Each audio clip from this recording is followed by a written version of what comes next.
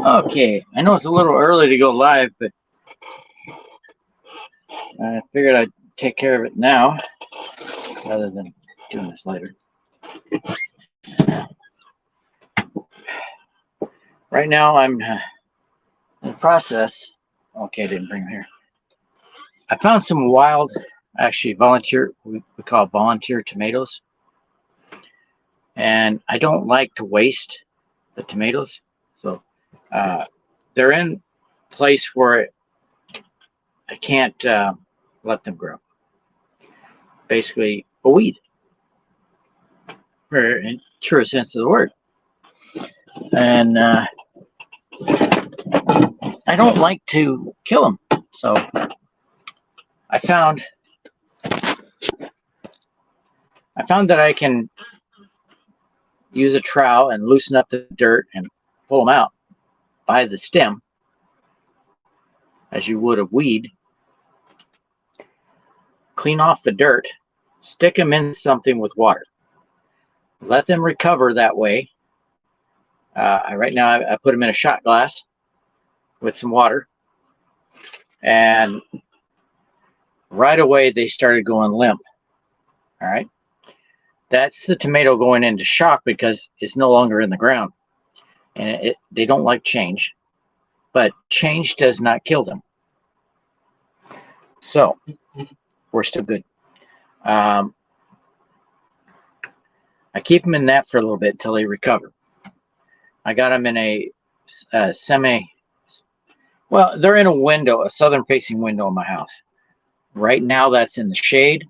I think that's best for them right now. Allows them to recover a little bit and seek out the sun. After they recovered, I'll fill up some 4-inch pots, put a hole, stick them in the hole, and then kind of tamp it down a little bit. And then put them in a container with water. So, slowly acclimate them to potting soil. They were in dirt, garden dirt. I put garden soil in that every year. This year I haven't done it. Things grew really well in that last year, so I didn't think it needed it. And stuff is coming up like crazy. I got a lot of Swiss chard growing in there. I have a tomato growing in the middle, so I'm just going to stake around that one. It's about that big, but growing fast. Over the weekend, it was half the size. And, 2 days, Saturday, it was half the size. 2 days later, it's grown 100%.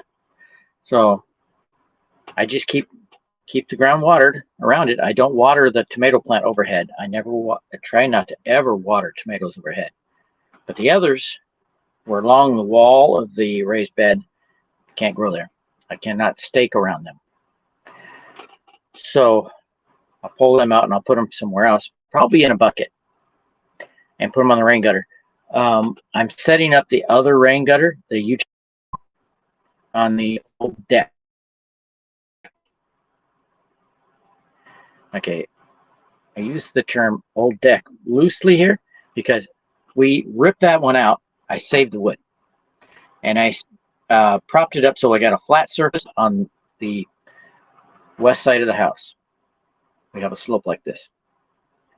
So I got a flat surface, and I set the rain gutter on that, and I'll put the caps on it, and then put a float on the end that's closest to my rain barrels. And then I'll cover it with plastic, whatever plastic I can find. Usually, what I'm going to do is use the bags that the soil came in, and I'll put that over it and tack it on somehow. Maybe put some clips, because I can use paper clips on this, the ones you squeeze, not the ones that are those won't work because there's a space like that on the lip. So I need something I can squeeze and put on. That will keep the mosquitoes out. And wherever I need to put one of the buckets with the, I'll put a 5-gallon bucket with a 2-inch or 3-inch net cup, which is used for hydroponics, in the bottom with a sock, and fill that sock with dirt. That keeps the dirt from washing out, but it allows the plant to go through it. I have 2 tomatoes already in those on the old rain gutter, and the tomato plants are huge. I'm thinking that the roots have already gone down to the water. So they drink a lot of water and they get what they need. The dirt in the bucket is damp but not soaked, which is what tomatoes love. So you can't hurt them.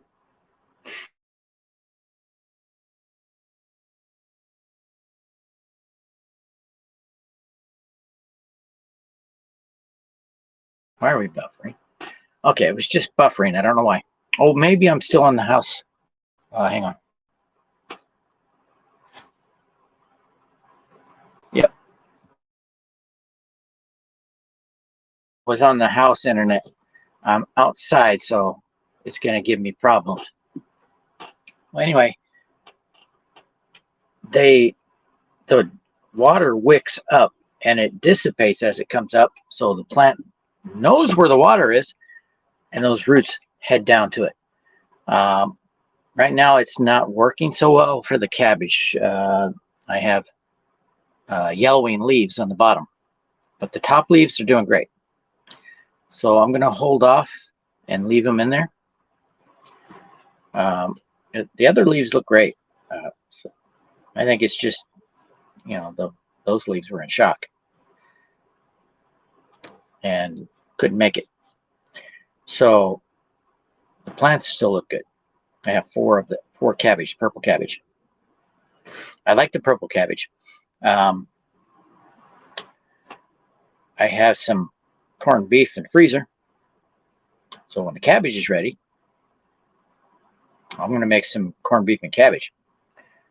I have some Queen Anne's lace coming up too, and I might use them as carrots. And I got potatoes, lots of potatoes. I have a set of tires that I've been throwing all the compost in. Apparently I threw some potatoes in there. It's huge with potatoes. And it's three car tires stacked.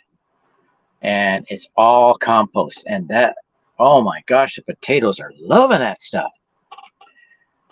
So what I'm going to do from now on is have one compost with potatoes. I have another compost going for a lot of the plant scraps I put in there, and they're not broke down yet. So at the end of the year, I'll throw, I'll move the tire, one tire at a time, move it, throw some potatoes in there. I should put a little bit of dirt, throw some potatoes in there, and put some compost on top. Just transfer the compost, and then put more potatoes in. Keep going like that. Scrap potatoes. Even if I have scrap parts, I can throw them in there as long as there's an eyelet on that piece. You can put it in there, and they'll grow, and they'll be for next year. And if I still have more room to grow them, I can put another one, another tire there, and move the compost from the old one to that. But I actually plan on putting that compost in the raised beds. This year I've got to replace some boards on the raised beds. They're a little worn out. On one bed it's busting out at the bottom part of the board, on the top board. So the dirt's going to come out. But if I keep it good and wet and then let it dry, that'll get hard, right? A little bit hard. I could take that board off, put a new board on there, and then have it go for another year. But when those tomatoes that I pulled today, when they recover, I'll put them in the 4-inch pots. I spilled the beer. I found a German Bock. It's a Doppelbock, which means Bock means dark beer, and this is a Doppelbock, which is double dark.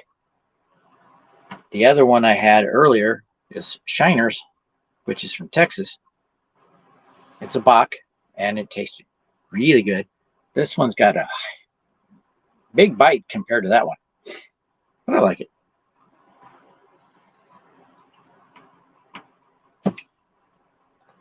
And it's got a lot of moisture on it, which the moisture on the bottle is because the bottle's cold. You know how that works. You have something cold on the outside, it's going to form moisture. Where does that come from? It comes out of the air. That's for a future video. And I'll explain how you can use that. And the video I saw yesterday of a machine that actually does that. But you don't need this big fancy machine to do that. Back to the tomatoes. Once these plants recover, you know, they're kind of going limp on me. They're going, ooh. Not completely, because they know they're in water. So they're going to suck up that water and try to recover. And then they'll be standing up like a regular tomato in the ground. Because tomatoes go to hydroponic very easy. So I know they'll be fine. I've done this before and I've never lost one. So once they recover, I get some of those 4-inch pots, fill them with potting soil. I bought some Miracle-Gro potting soil. I need to learn how to make that. The reason I use the Miracle-Gro is it has lots of bacteria in it that the tomatoes love. And a lot of plants love. Potting soil is not just fertilizer. It has bacteria in it. And a recent video I seen, a guy took a nitrogen fertilizer versus human urine, and same plants, same conditions, same soil, no nutrients in the soil. It was coconut coir. He wanted to test, see which one works better. Okay, the results from that test were the lettuce grew really good with both the Miracle-Gro and the human urine, but got to a certain point where the human urine didn't work anymore and it stunted the plant. And the other one did great. The conclusion he got, he also did with a pepper. Well, the pepper on the urine completely died. What he discovered was the coconut coir had no micronutrients, no bacteria. So nitrogen alone does not work. The fertilizer he was using had micronutrients in it, so the other plants did great. And he's going to try the test again using regular potting soil.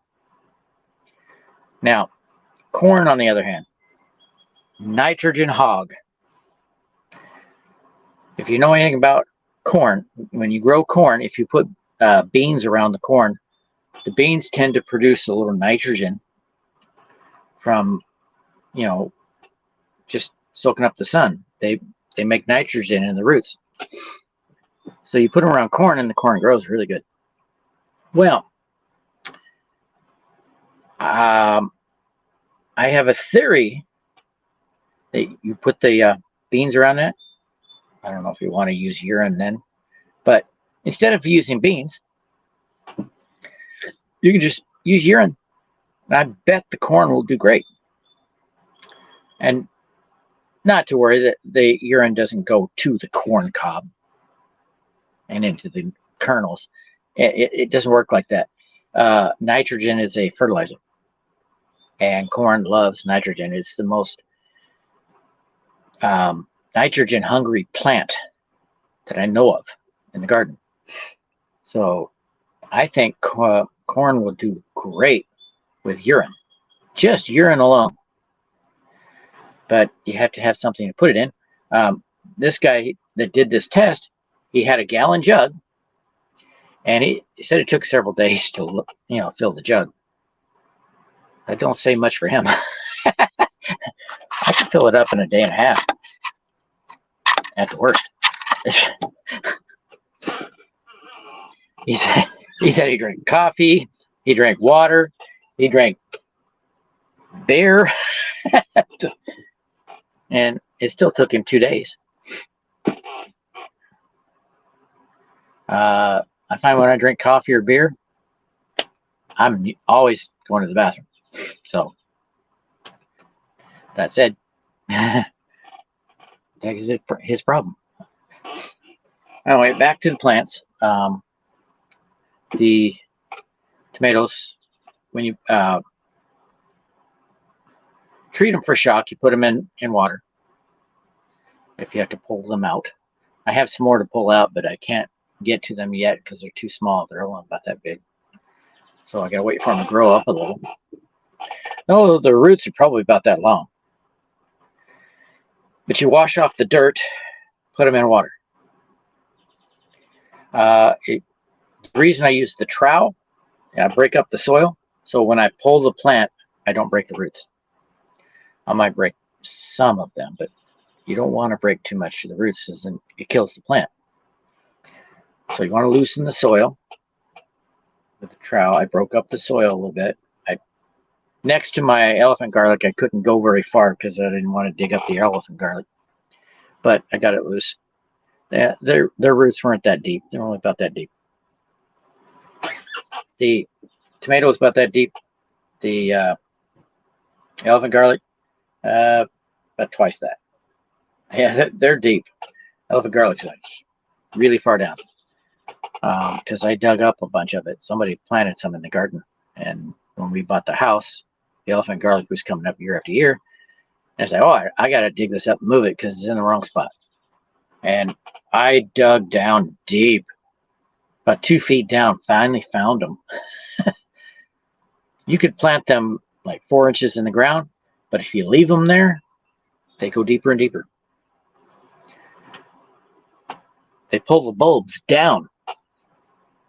I don't know if you say pull, because they're moving down rather than being pulled. So yeah, bad terminology. Now back to the tomatoes. After they've recovered in the water, I fill a pot with potting soil, preferably a high quality potting soil like Miracle Grow. And then you get that good and wet. Okay. Poke your finger down the middle of the pot. Grab one of those tomato plants, stick it in there, and then slowly work around it and move the dirt to the roots. And then lightly tamp it down and leave it in the water. You want that soil to be wet, because the plant got used to the water. So now you got to get used to the soil again. But you want to keep it wet for a day or two, and it should, you can take it out of there and it should be fine. Unfortunately, I don't have enough containers to put 4 pots in. I got 4 plants in the shot glass right now. I got more to pull, and like I said, the one in the middle of the raised bed is just going to stay there. I'm going to put stakes around it. I bought these 6-foot stakes with these connectors. You pop on there, and you can make a cage, either a triangle or octagon or a square. But the more edges you put on it, the more of those spreaders you got to use. And you don't need that. 4 is fine. If you have a particularly big plant like Cherokee Purple, you might want to use 5 of the stakes, but then it's a little harder to put those crossbars on. You got to do it at the bottom, put the stake in the ground, take that off, push them in a hand, and then do the next one all the way around. The bigger you make it, the more the branches are going to hang down.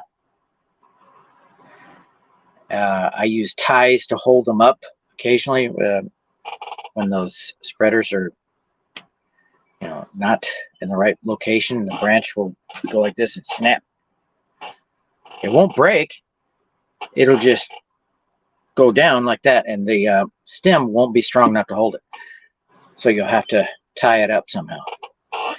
But don't worry if your branch falls down. It's not broke. It just has no strength. You can just tie it up. But after it's been in the 4-inch pot for a while, about a week, the plant will, be about that big, and in about a week it'll be like this. It grows fast. You have options. You can put it in the ground at that point, or move it to a bigger pot. That's a judgment call. It's better if you go to a bigger pot and just work up until it's at the point where you put it in the ground. But my rain gutter is not ready, so I got a while, and I need to get busy on that, build that rain gutter, and I will show it step by step if I can. I didn't really show it that much last time. When I built the first one, I basically built it because I'd never done it before, and I want to perfect it. I showed it after I built it and talked about how I did it. This time I want to actually build it and show it on the video. I like this system because all you have to do is have rain barrels full of water, and it keeps watering.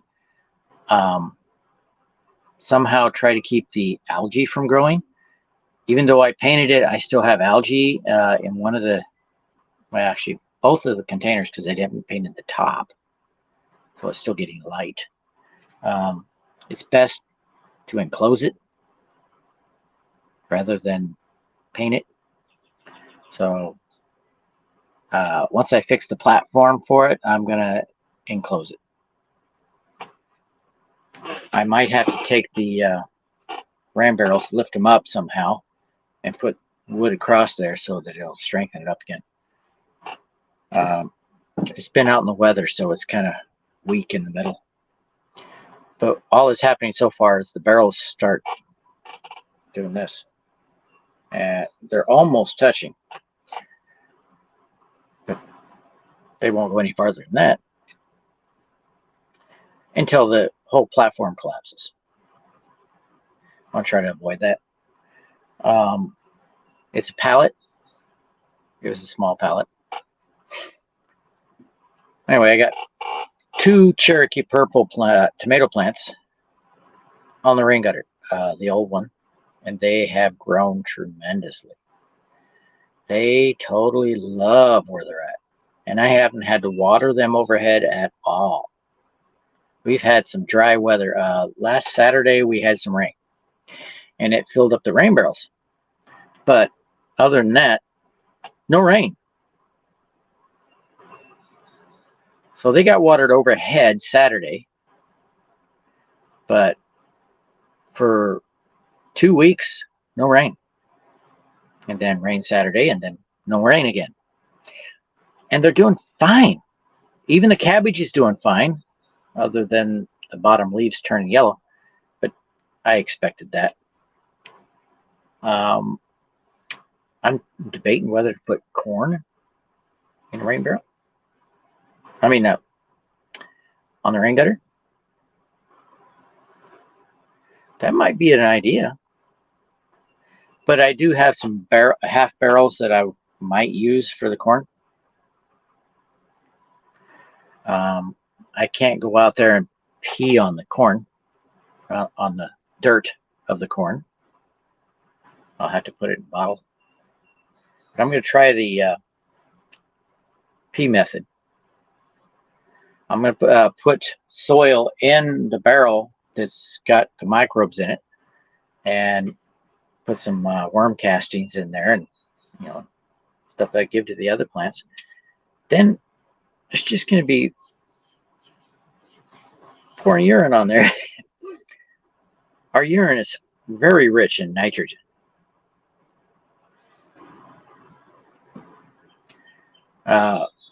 All waste from other animals are rich in nitrogen as well. I had to buy it. The premise of that video that I saw is you can use your own urine as a fertilizer, but have the essential microbes in the soil. Otherwise, the plant won't make it. Peppers won't. They actually need the other nutrients. Peppers are not huge for nitrogen either. I don't know why you use pepper. They like sulfur, phosphate, stuff that's flammable. Go figure. Well, I have 2 ghost peppers. I have one of the raised beds, the one's fallen apart. I have 2 cherry tomatoes in there and 2 ghost peppers. So I wouldn't exactly say that's my salsa bed, because cherry tomatoes are not salsa type tomatoes. It's best to use Romas. I don't have any Romas. I guess I should try and get some Romas. Still no visitors.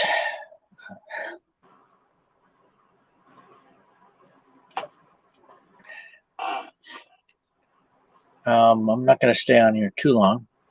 No more than an hour, so unless somebody comes on, because I got stuff to do. I got to take care of the plants. Oh, I planted some marigolds last week. I tried several different ways to put them. I put them point down, and then at a diagonal, about a 1/4 inch deep. And the diagonal ones are starting to come up. I've got one right now. So, and over the weekend, I was out in the garden and I spotted a marigold coming up, but I can't find it today. So it might have got pulled out. Not by me. Probably a bird. But anyway, what I'm going to do with the marigolds, I'm going to spread them all over in the garden. It has 2 functions. One, the marigold flowers bring bees and other pollinators to the garden with their bright colors. And the other function is pests hate marigolds. Okay, third, they're beautiful.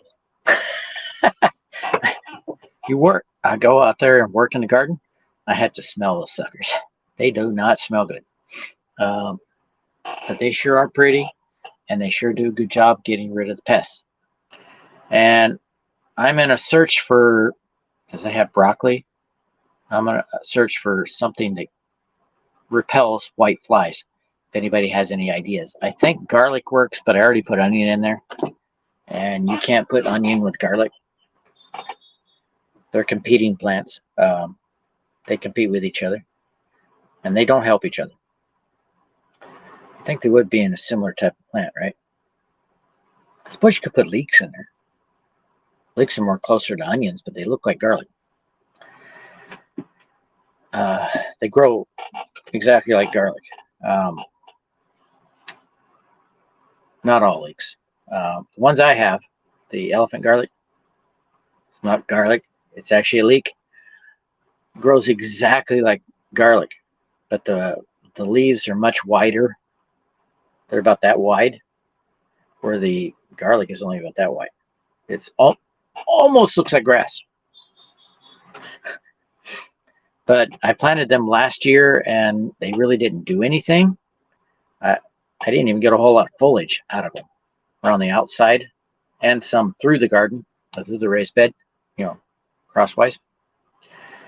But they're back this year, and they're growing great. Somebody keeps stepping in the garden and knocking 2 of them down, but I keep propping them back up. I may not be able to save those. I think it's my neighbor's cat, because I found their poop in there. Yeah, it's disgusting. So they're using my raised beds as their litter box. I wish people would keep the cats indoors. Cats are not beneficial. They do not like rodents. It's rare to find a cat that'll go after rodents, as much as the cartoons will tell you. Tom and Jerry? No. Cats are birders. They like birds. They're not real fond of mice, rats, or other rodents. In fact, a lot of cats are scared of them. Now, I had a cat when I was in high school that, oh my gosh, that was a smart cat. He loved rodents. He was an exception. He would go out in the spring, out in the garden or the field next to the house, and sit there for hours looking at a hole in the ground, waiting for that gopher to pop up. And he's not moving, so the gopher doesn't see him. And he's sitting there right in front of the hole. That gopher comes out of the hole. He's dinner, lunch, breakfast, I don't know. But this cat in the spring, there'd be gophers everywhere in the neighborhood, and 2 weeks later, none. He ate them all. They didn't even have time to breed. The cat was awesome. He never went after birds. So he was an exception. I think some of the cats are bred to or having the DNA to go after rodents, where most of them don't. All the other cats we had either had no interest in other animals or birds. Well, they're animals too. Or they just don't like birds. Might play with rodents, but most of the cats they had went after birds. We had 2 cats that we kept indoors and never had a problem. They didn't go after birds. They didn't go after rodents. We never had any in the house, so I don't know. It could have been because we had the cats. I never saw one. They'd go after bugs, especially the flying bugs. So maybe they would have gone after birds.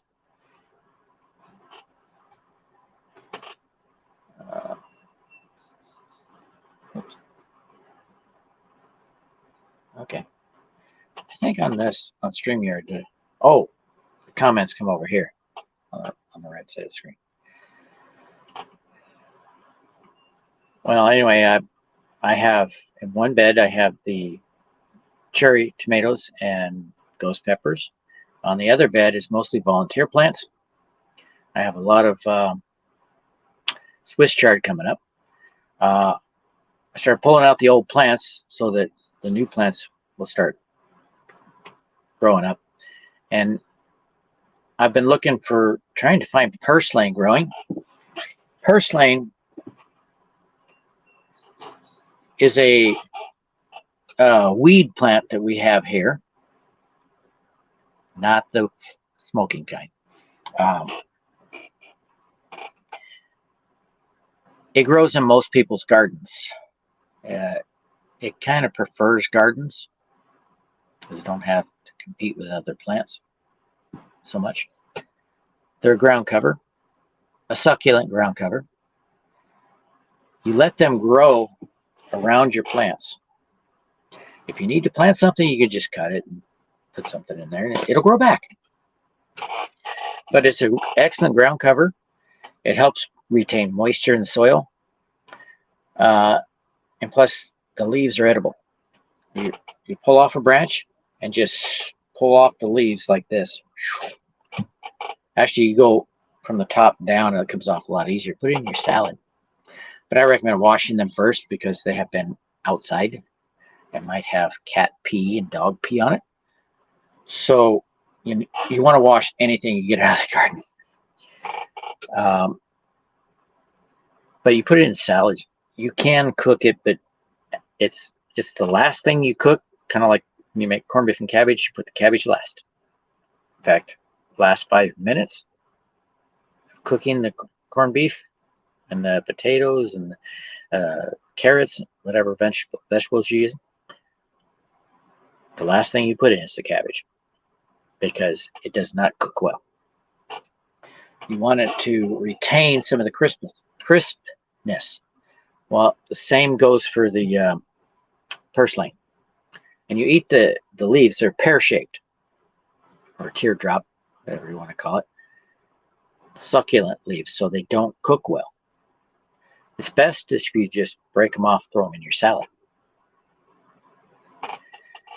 They're very, very high in many vitamins, especially omega-3.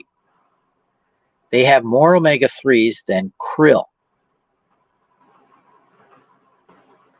So if you don't like fish, purslane can be your friend. Omega-6s are big in our foods. All the foods we get at the store, except for the fresh foods, are high in omega-6.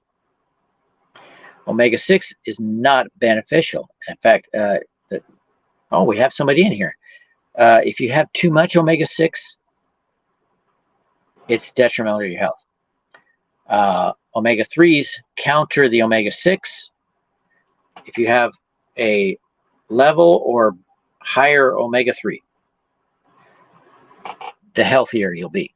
It's really good for your heart, your cardiovascular. So I recommend growing purslane. Dandelions are good too, but I tried some dandelions this year, and I guess I did it kind of late. It was a little bitter.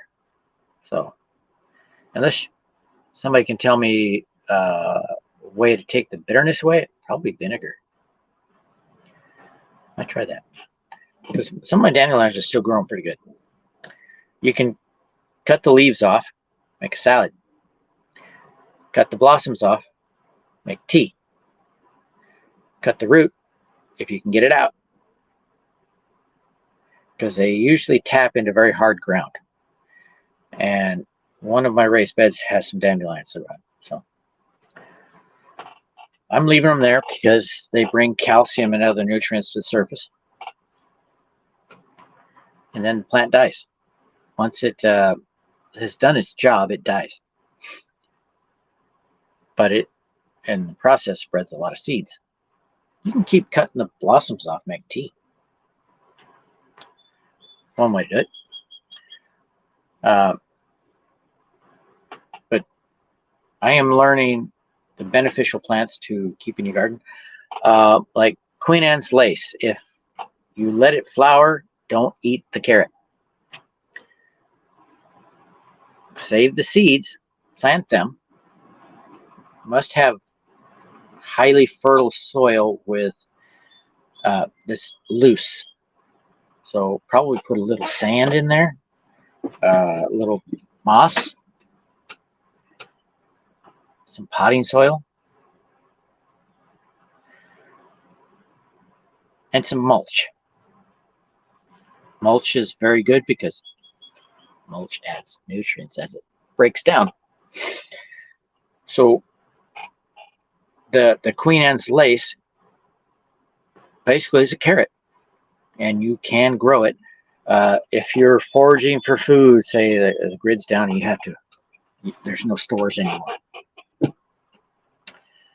where they don't have food in the stores, so you have to forage. Look for these big white discs of flowers, and a purple in the middle. And then they have this lacy leaves like carrots. They are carrots.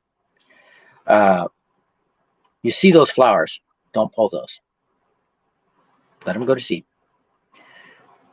Instead, look around them and find some that don't have flowers. Just like carrots, they don't bloom first year. They bloom the second year. And once they bloom, they're no good to eat.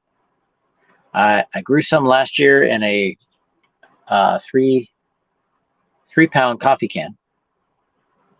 See if I got one around here. Oh, here's one. Okay, this is 2-pound. But you take one of these. I had a 3-pound, so it was a little bit higher. I planted the seeds in there, and I thinned them out as they were growing until I had some that grew pretty big, about this high. I pulled them out, and I had 4-inch long carrots. Not huge, but I didn't spend a lot of time on it. So I think if you treat them like they're carrots, and they'll grow for you. And I pulled some out and ate them, and they tasted pretty good. Not as sweet as carrots, the orange carrots that we're used to, but they did taste like carrots. They'd be good for cooking, but they're white. They're not orange. They're called Queen Anne's lace. I guess Queen Anne grew them in her garden. But they are a carrot. There's not one most people grow. And you can save the seeds of carrot the same way. You leave some in the ground. I'd say maybe probably 2 or 3 plants, 2 or 3 carrots, leave in the ground. Let them go to seed next year. And then you can save those seed. You'll have better tasting than Queen Anne's, but if you have to forage, Queen Anne's is, a food you can eat. Plus, you find bare patches of ground, and you see this leafy succulent growing across the ground. That's purslane. And then you got dandelions you can eat. I'm looking for more plants that you can eat. Apparently, cattails. Every part of a cattail is edible, including the part that people do a challenge video. They bite into the cattail, and all this powdery stuff comes out of their mouth. Puh, puh, puh. Well, even that part's edible. I just don't know how it's edible. Even nettles, stinging nettles. If you prepare it right, they're edible. And they're medicinal. As with most poisonous plants, they are medicinal. Just got to know how to use them.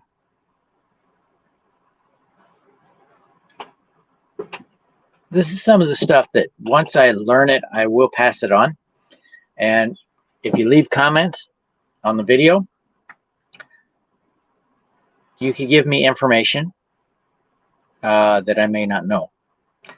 And I will pass that on to the viewers as people give it to me. And I'll give you credit if you want, especially if you got a channel. So there's that. You want people to come to your channel, just tell me that you want the credit for it, and I'll give it to you. Otherwise, I'm just passing the information on. In the third bed, I have 6 clumps of broccoli growing.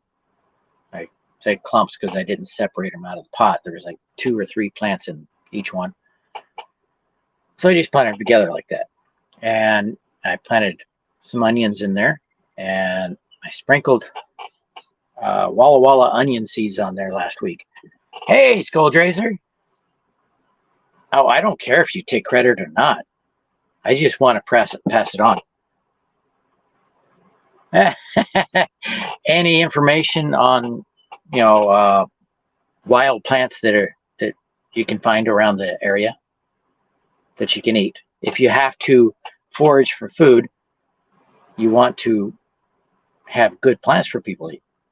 Like cattails, I just found out every part of the cattail is edible. I just don't know how you use it. I just found that out after watching a video where somebody took the flower part off the top, the kind of looks like a cob, and he bit into it and like, apparently it's nasty that way, but it is edible.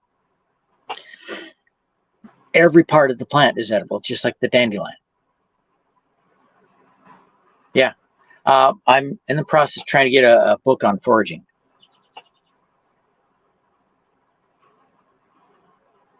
Oh, really? That's good to know. The potato plant, the only part that's edible is the potato. The cattail, apparently all of it's edible. I gotta check that out. But I was talking about purslane before you came in.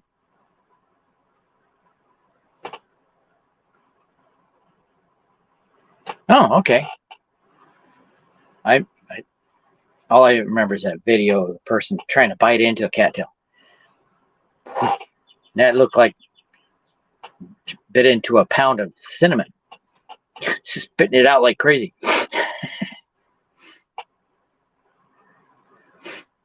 The stalk, not the flower at the top. But apparently, what I heard is the whole plant is edible.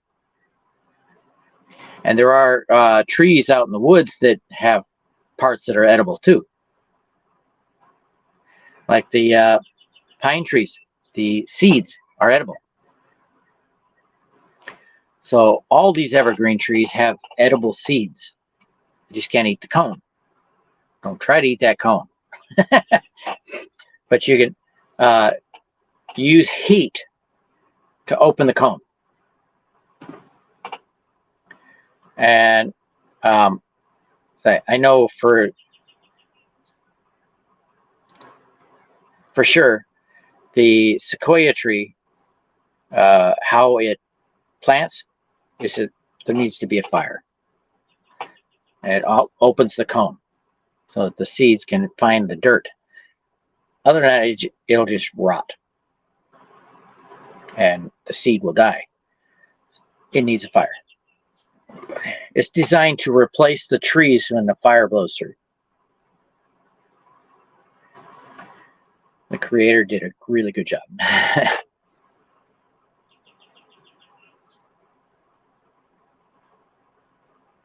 Yeah, try to eat that part.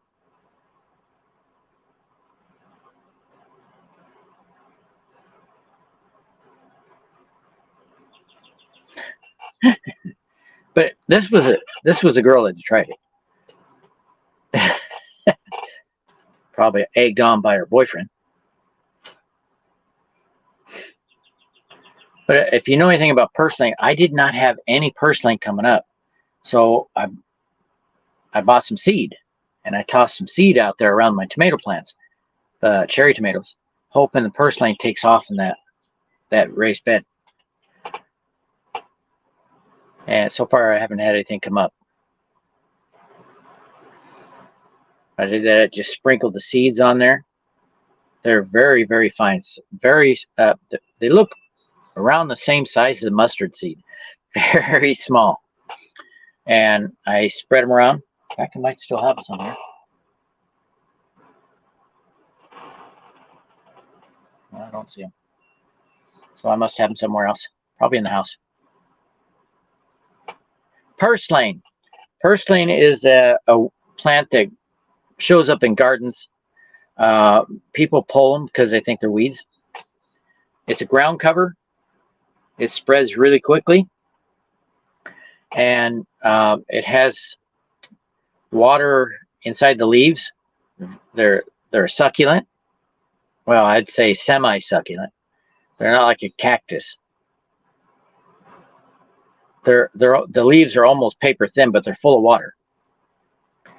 And you can eat purslane right off the plant. I did last year.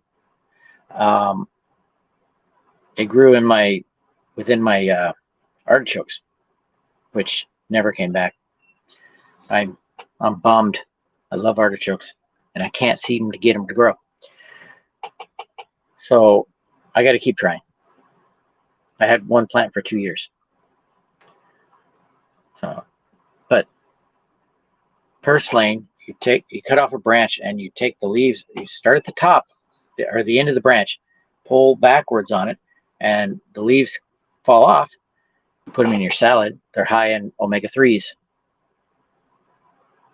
Early on in the video, I said they're higher in omega-3s than krill oil, or flat out just eating krill. So if you don't like fish,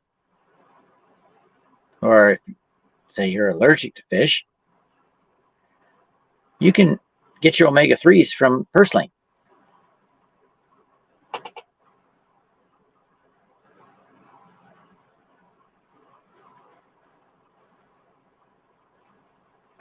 I have broccoli. I'm having a problem right now with the white flies. You know, they're starting to get into my broccoli. They lay their eggs on the leaves, and then they burrow into the leaf. So you can't kill them.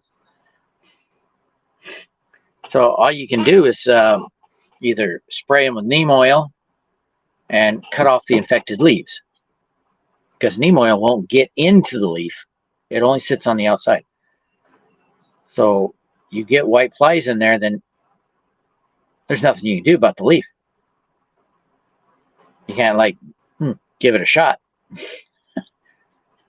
So it's best to kill the white flies before they lay their eggs. White flies are deadly to broccoli and cabbage.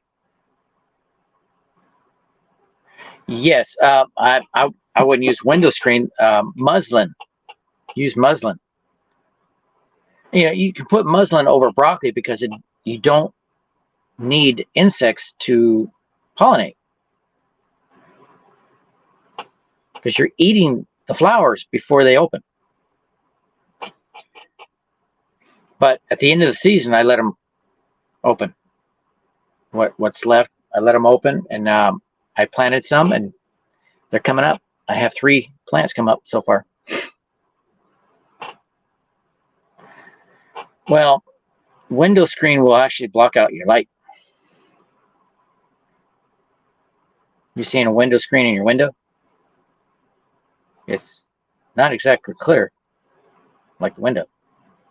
So it does block the light. And it's kind of stiff. Muslin does the same thing, but it allows the light in. And you can cover the plants so that the bugs can't get to them.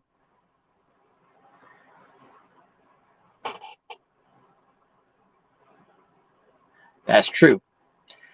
Like I'm going to build a frame over my 2 main raised beds, and I'm going to put 2 rows of solar panels on it, maybe more if I can get some bifacial solar panels. I can cover the whole thing, and my plants will get some shade when the days are really hot. Yeah, broccoli doesn't mind. Broccoli is an early crop, but you can grow it through the summer. I have more started, so when these are done, I'll just take them out and put the new ones in, or I might just save the seeds. I planted some cabbage too in the rain gutter.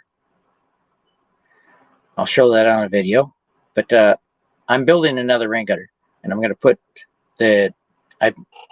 I pulled some tomatoes I found growing in the wrong spot out of the ground in one of the raised beds, and I'm pretty sure that they're Cherokee purple. And I I put them in a shot glass with water right now. Yes, they allow light to go through and reflect off of something underneath and go back to the backside. They charge on both sides. If you have a 300 watt bifacial panel, you get 300 watts on a sunny day. You get exactly what you're asking for. They're like, I say, 80% or higher efficiency. I've seen some bifacial panels that are made for greenhouse. You have a full panel, but it has strips going down of bifacial cells, and then strips of just glass. So it works really well for a greenhouse on the roof. And if you put a seal on, something like rubber, and then it has a piece that goes in between the panels, you put that over the top, and then the water will run off and not drip. Normally, if you use put panels together, the rain will hit it and it'll drip in between. So you got to seal up the edges somehow. And I'm thinking something shaped like a T, out of rubber. They make these things for put between the stove and the counter, out of plastic. If you find something like that that's rubber, you can put it up there, put some silicone on it, and put it in between, and the water will run off. But back to those solar panels for greenhouse. They're bifacial, but they have big gaps in between the cells so that light can get in. And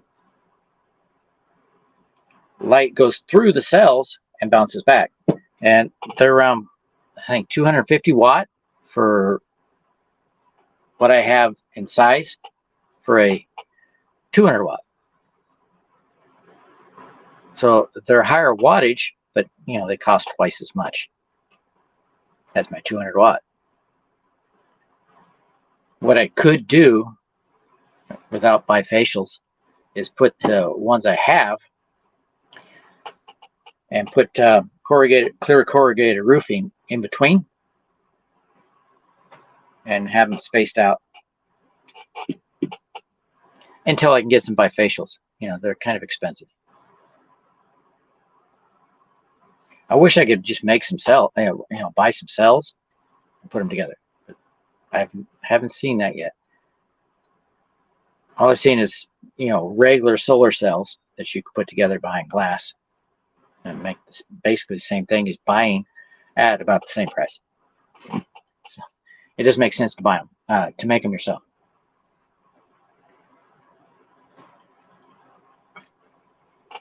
They're not hard to make though. I watched this lady. She lived in a trailer park, and she made a solar panel. She bought cells and made the solar panel. She says after the experience, it was kind of fun, but it was the same as buying the panel. I guess it's a good experience.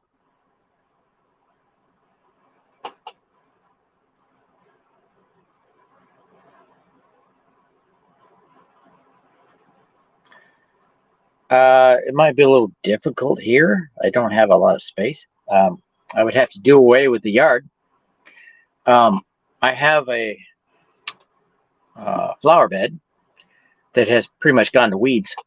There's still some irises in it. I want to dig up those irises and plant them in the front on the north side of the house. Irises don't care. Shade, partial shade, sun, they don't care.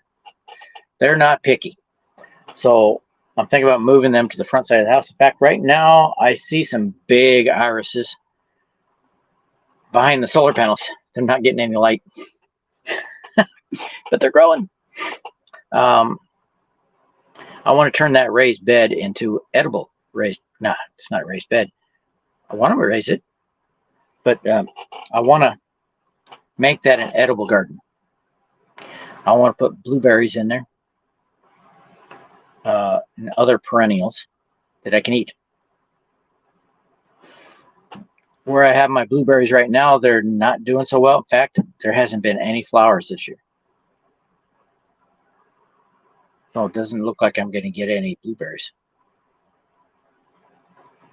But I don't think I have enough space to do a farmer's market. I can sell seed.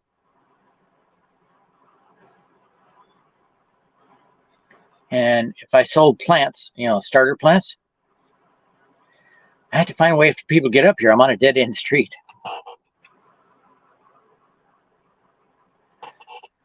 Well, you can have edibles that flower, like blueberries. They're beautiful when they're in bloom, which kind of miss. Didn't bloom this year. I don't know. Maybe it's not ready to bloom yet. I'm watering it, hoping it'll bloom. I planted 4. I have 1 left. And it's been giving me a couple of pints a year. Not that great, but it is in the southwest corner of the property, so it's got a fence around it. It's not getting probably enough light to really produce. I said the other plants died from grocery outlet.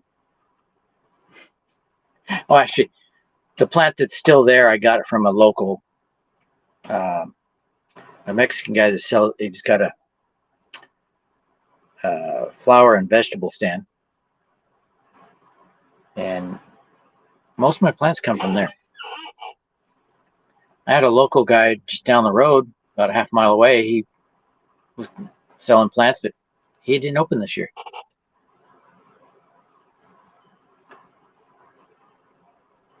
Gooseberries.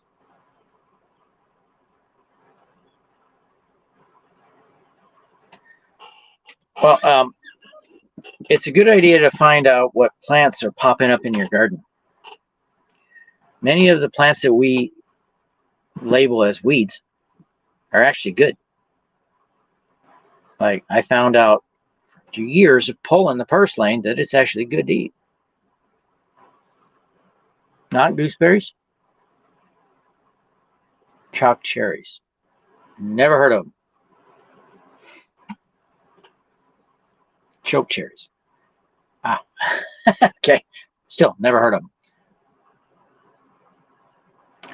them. We have a plant here called Oregon grape. It's not a grape. It's a berry, and the berries grow in tight groups. It looks similar to grapes. That's why they call it Oregon grape. But it's related to the holly. The leaves look like holly. It's when you start seeing the berries that it looks different. And some people can eat those berries. No problem. Others get sick. But the roots of the plant are high in berberine. And berberine is good for balancing your blood sugar. Similar to metformin without the side effects. So I recommend, using berberine if you're pre-diabetic. Start using berberine. I tried a berberine product and my blood sugar kept spiking. I wasn't getting any lows. I was getting highs, which not good. Complications of diabetes happen when your blood sugar is high. So I had to stop taking it. Wasn't working. I might try it again later, double the dose. They say to take 1. But possibly I need 2. 1 in the morning, 1 in the evening, maybe. Then it might work. Okay, I got 1 solar panel on this power wall in here. I'm getting 3.5 amps. I could show you on the phone, but I'm using the phone.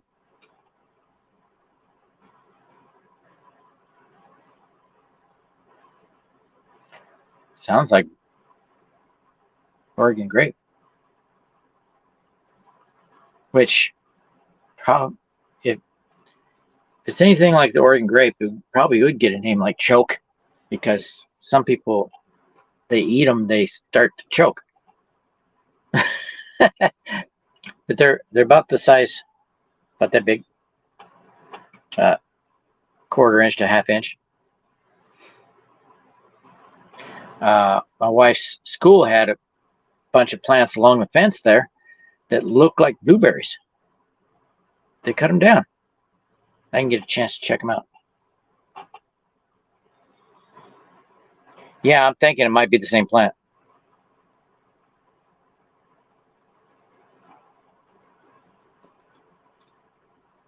Do you know coffee beans are not beans? They're cherries.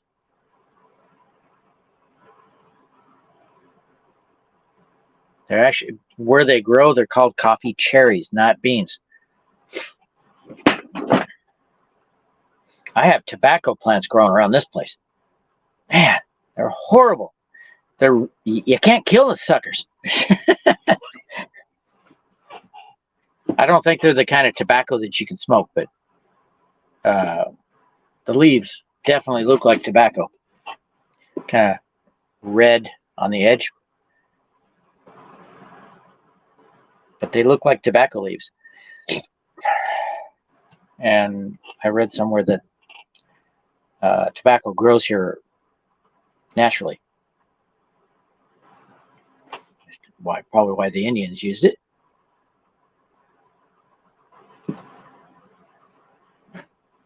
Plus, you can use the root of dandelions for coffee,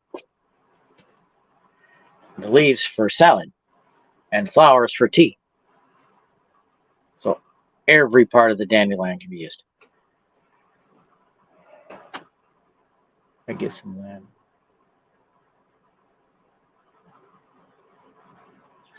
I have some tea plants. I did have some peppermint, which you could make tea with, but all the tea plants I have here now are catnip. And apparently catnip tea is good for blood sugar, so I should start using it.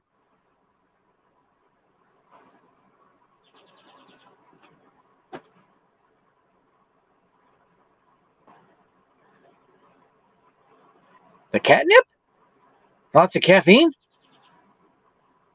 Oh gosh, that reminds me. I have this tea that I'm supposed to be using to help lower my blood sugar. According to Dr. Gundry, it's a very healthy tea. So I bought it off of Amazon. And I'm supposed to have 1 or 2 cups of coffee in the morning to focus and then drink that tea. That's what coffee's for, is for focus. Coffee is not something to make you nervous. If you're, really nervous, you have anxiety, drink coffee, and it helps you focus.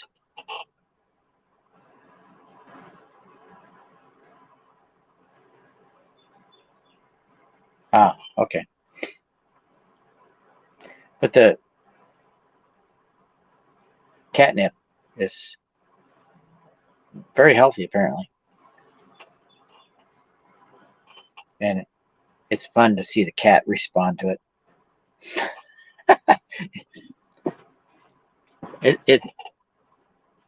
The cat acts like it's getting high when it eats the catnip.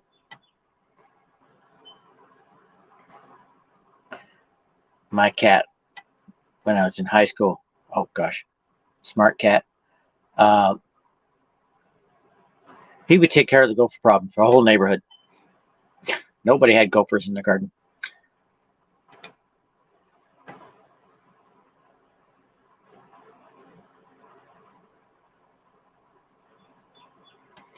The most common tea is the green tea plant. Uh, the leaves are used 3 different ways. You have green tea, which is the early part of the life of the leaf, and then you have another. I forget the other 2 forms, but the latest form of the green tea plant is black tea. The leaf is aged. It goes from green to black, and you can use it at different stages of its life to make tea.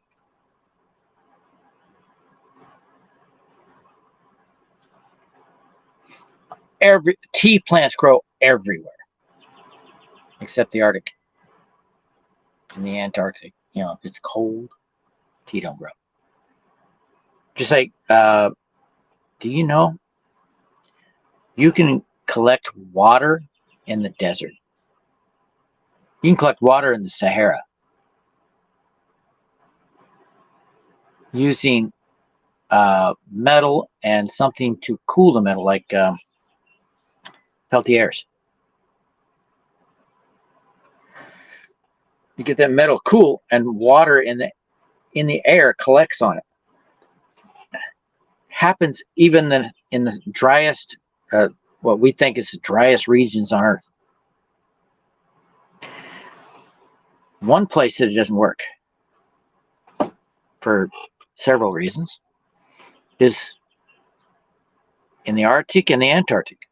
That's the driest air, because all of that moisture in the air is frozen on the ground. And the other reason is you cool the metal, right? You're not going to get colder than the ice around you. So it doesn't work. But it works where it's warm and dry. Somehow it pulls water out of the air.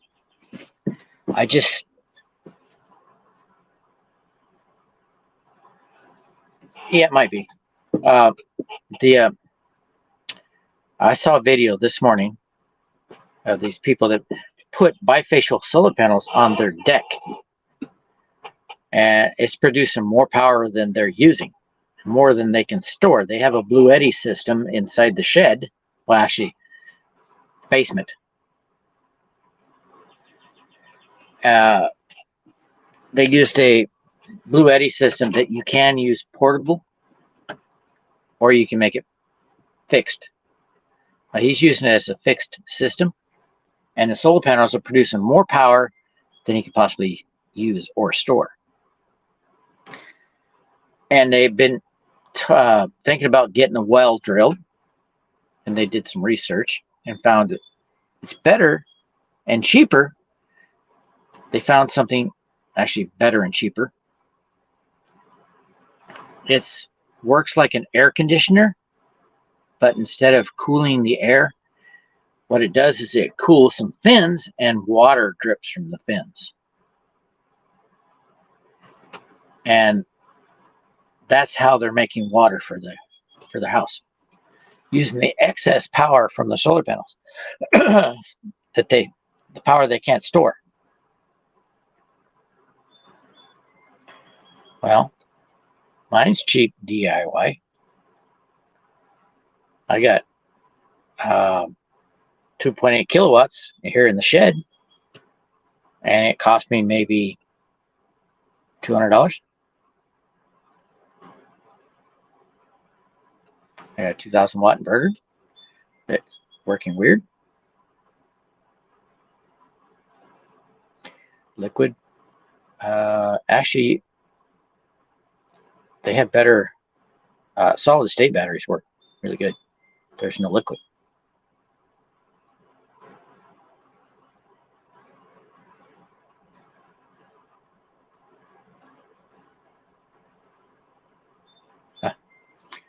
Well, if you have the space, the salt battery is really good.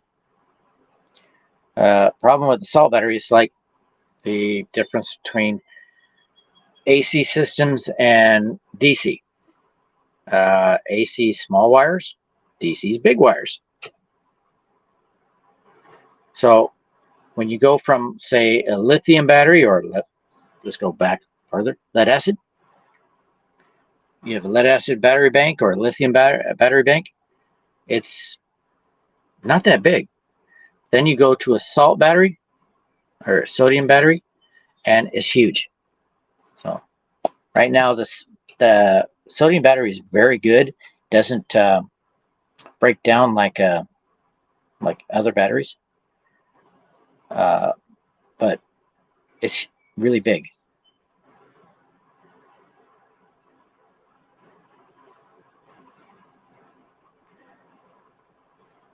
Yeah, study up on it and see what you can come up with. A lot of people are doing this technology from scratch. They're learning it, trying experiments, and they're making the technology better and better. I saw something recently about the pyramids in Egypt. This guy, he's come up with several theories about these pyramids. One,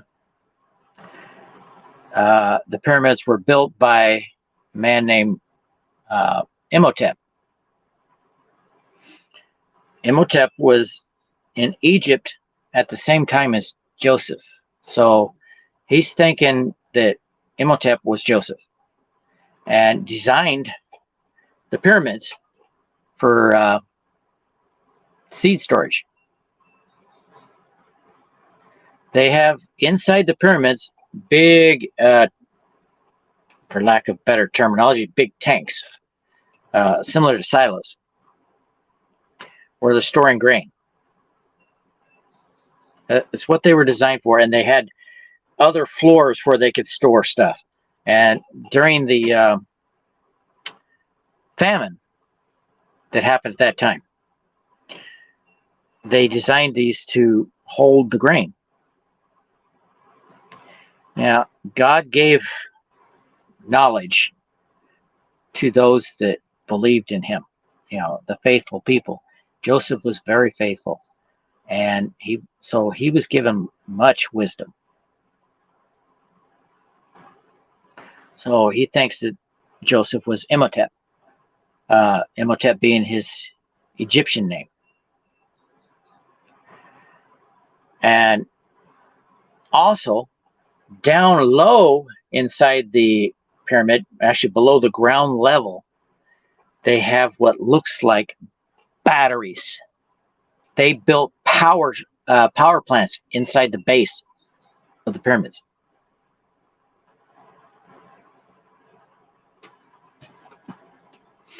What they used the power for, still not known, but it looks like they produced power in the base of the pyramid. So I'm thinking probably they made a salt battery.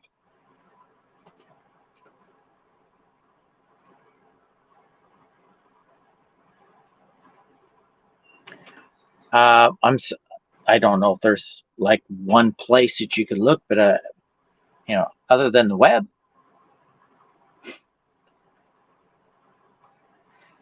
you really can't look at the Library of Alexandria because it's gone. It burned to the ground. All that knowledge that was deposited there, it's gone. So we have to come up with the ideas ourselves.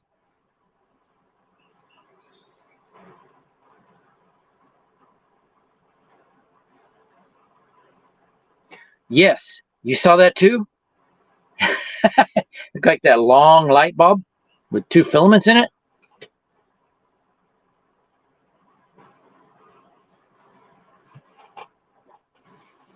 That was a very good video. He's like, whoa. It makes you think. Hey, Pyro. Yes. Tesla said he projected a theory that you can get power from the earth. And people have been trying that out, and with much success.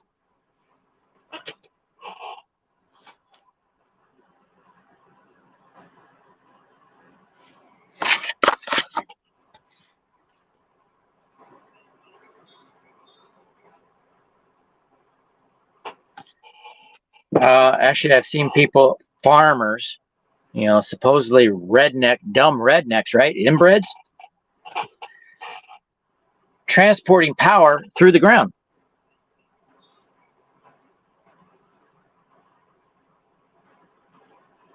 So it's possible they run one wire along the fence, top of the fence, and the other wire going to the ground. And they're using the ground actually is the ground, which is something Tesla came up with as well.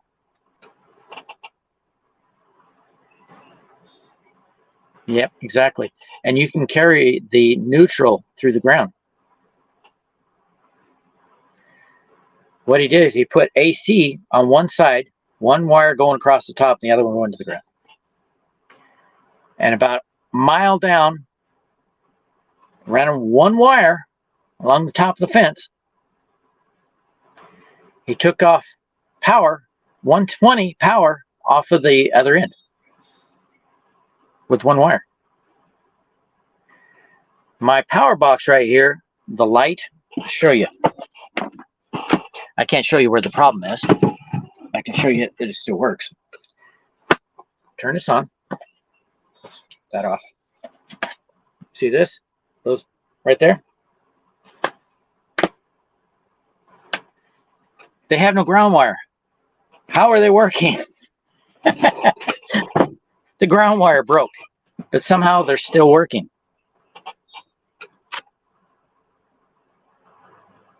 Yeah, I know. Tesla had a theory where he had a place where the power came in, and he put it to the ground, and he transmitted it to another station that brought the power back out of the ground. Okay. This is the power box that I built with the help of Ice Hole Power. The box came from them. The batteries came from these guys. Battery hookup. And all the stuff that's put in this was from Ice Hole Power. And I wired everything up like it's supposed to. And then later on, I was checking the box out and hoping I could make it look nicer on the inside. And I noticed the ground wires broke off of the lights. There's no ground wire going to it. No black. No negative, base, whatever you want to call it. It has no negative to the battery, to the lights themselves. So how are they working? That is a question I keep asking. Nobody's come up with an answer. It's the strangest thing. I don't know if you can see it, but let's see. Up here, get close. Get that out of the way. But right here, can't see it really, but the lights, actually, oh, right here, there's a wire here. See it? That's the ground wire for those lights. Here's the switch. Turn it on. The lights are on. Whoops. Oops. Hang on. Oh, I got to turn power on first. There we go. Now the lights are on. And there's no ground wire to the switch. It's the switch that don't have the ground wire. The lights actually do.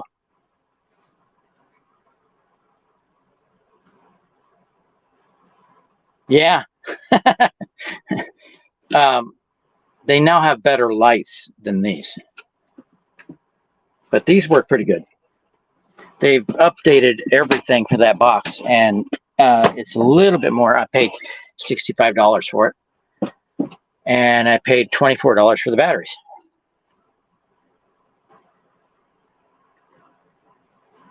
Yeah, I know, it's hard to see.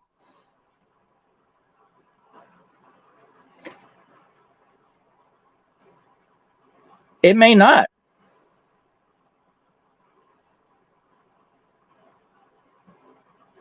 But without the ground, there's no ground going to the light. No ground on the switch. There's no ground going to the light. Because the ground wires for the light is going to the switch. Or it was. It broke.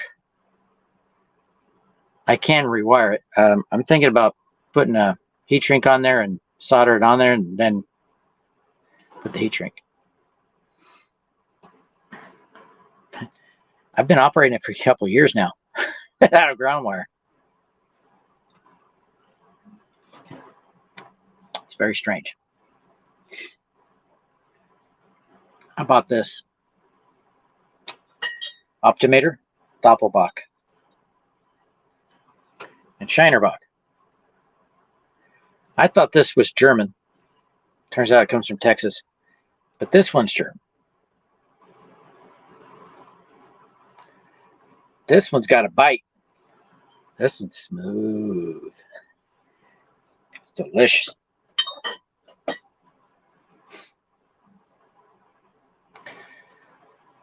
All switches have ground and 2 positives. The ground is in the circuit path. They're DC, so the ground is your baseline. But somehow the lights work without a base.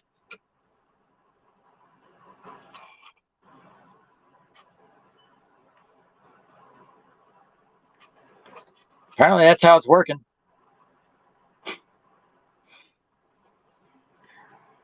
I should ask Ice Hole Power because it's their design. Ask them how my lights are still working without the ground. They'll probably tell me it doesn't need the ground, technically. But the other switches won't work without the ground. If I disconnect the ground, they don't work. Only the light. Now, okay. I have a theory. The switch is only connecting the positives. That ground wire is also wired to all the grounds on the box. So the ground is still going to the light. Now that I think of it. All my switches have grounds. The one that turns everything on, if I disconnect the ground, nothing turns on. That's the main switch for the box. Let's try it. If I can get it off. Okay. There's the ground wire right here. I pull this wire. Holy crap. It's on. Oh, you're on to something, dude. There's the ground wire. See it? I disconnected the ground wire for the whole box.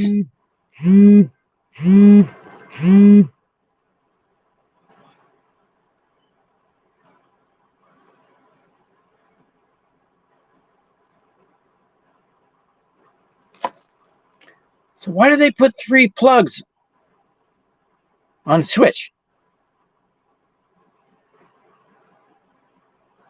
If you only need 2 of them. Because this is the main wire. Stupid wire. Get out of the way. I caught it. It's my coffee warmer. But see this wire? This is the ground wire for the main switch. And everything turns on. Including the light. Whoa, wait a minute. Oh, turn off. See, the light still works. Without the main ground.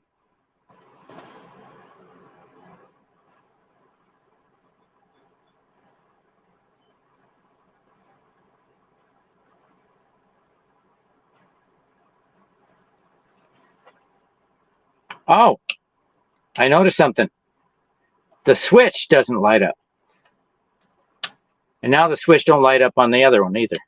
So connect this. I think the ground wire is just for the switch light. Now this one lights up. The switch for the light does not light up. So let's hook that here. Now it lights. Okay. I'm glad you came on, because now I found out what's going on. The ground is only for the light on the switch.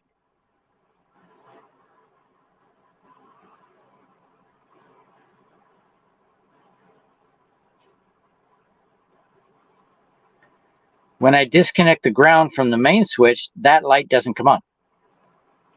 So the ground wire is only for the switch. Yep. Learned something today. Thank you for popping in.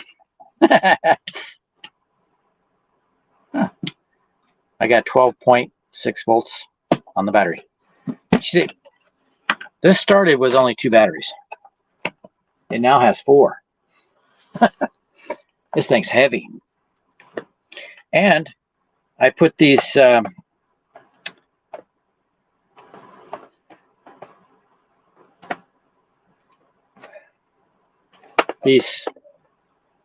XT60 connectors in here, cleaned up the whole spaghetti mess that was there.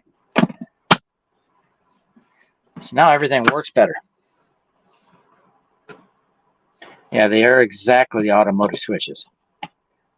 They don't turn on unless they have a negative. So that's all the negative is for.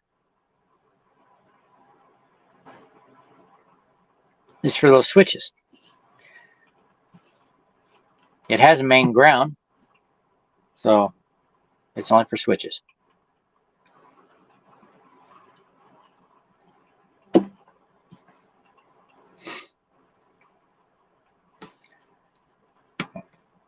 I was drawing a blank.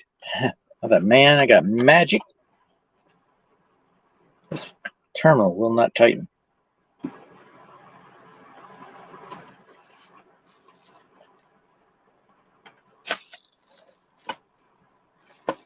Oh, hell. The nut's gone.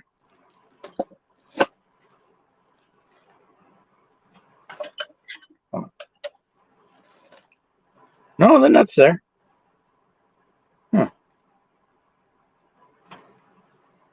No wires. But now I know how the switch is working. Hey, Tiago! Scoldrazer's is here schooling me today. I'm the battery guy. I build power boxes. And I had a switch. This switch right here that operates the lights. Turn that one on. And turn this one on. I got lights. But there was no negative to it. Scoldrazer told me, why does it need a negative? Like, okay, now I'm curious. So I took the negative off the main switch and everything still turned on.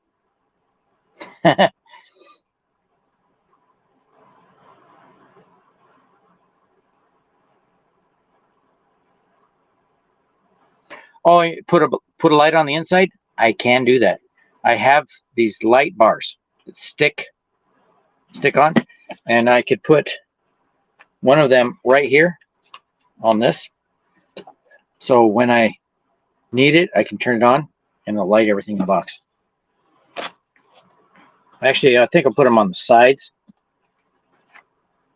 because this part right here is not very big. And I think it's probably about an inch past that. But I didn't think of this. But you see, when I turn that light on, you see the switch? It has no light. I don't know why I didn't see that. But the reason it doesn't have a light because it doesn't have a negative. So that negative wire is only for that switch.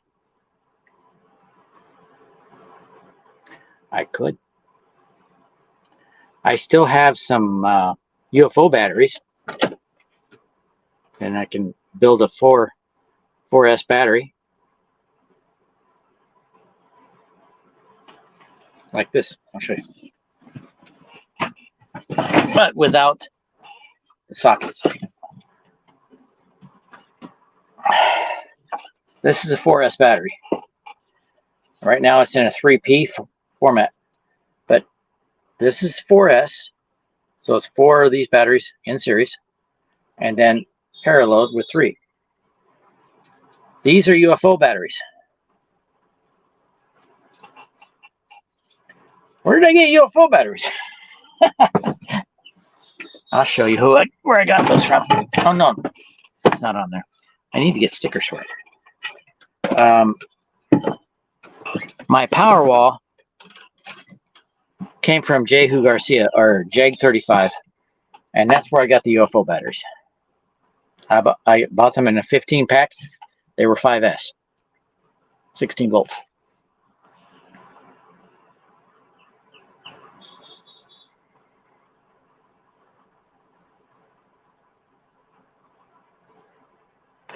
No, I got them from Jag35. Let me show you, if it'll show up on the screen.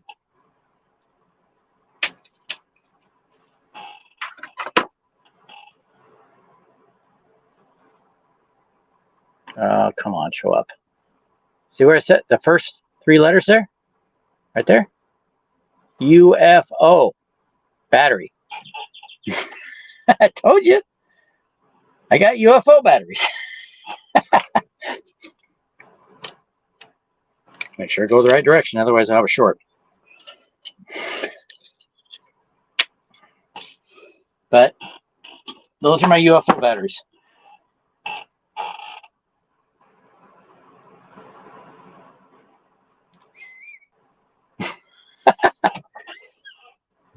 The government might latch onto that. Yeah, they're making up this UFO crap like it's real. No, the government would want to know. They would interview me, put me on TV. Say, yeah, he found a UFO. It'll further their talking points. Because this UFO crap that they're coming up with, this is human technology. They're making it look like it's from aliens. They're setting the stage for an alien invasion. You know, in the book 1984, everybody has pretty much a common enemy. That's how they keep control of the people. And the controls they hold over the people are because they're at war.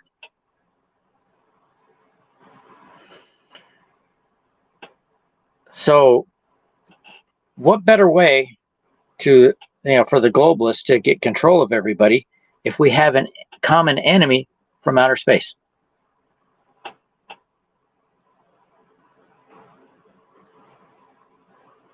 What kind of lithium, Tiago?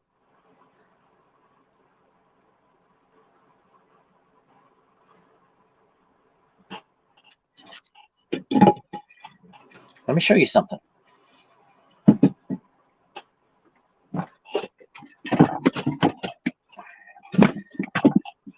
This box. Check it out.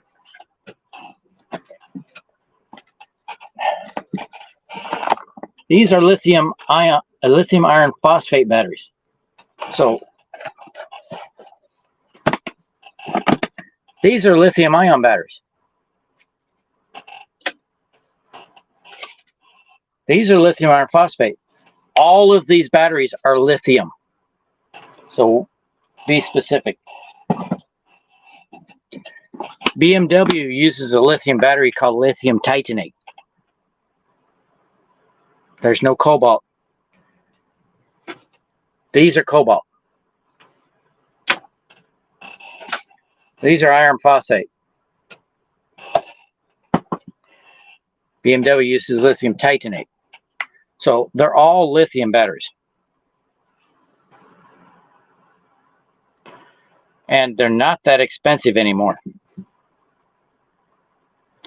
On my Powerwall, I bought 10 batteries at $35 each. 10 battery packs, $35 a piece. So that's $350.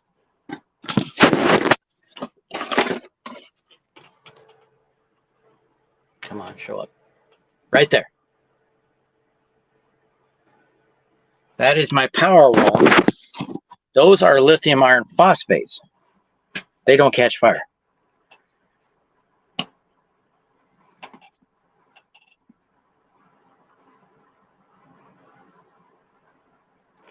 What? Pay children?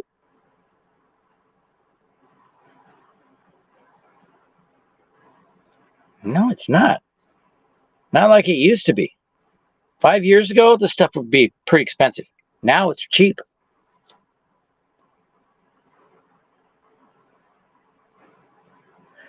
If you mean build battery cells from scratch, it is possible. There's lots of videos on YouTube how to do that. Use sandwich bags.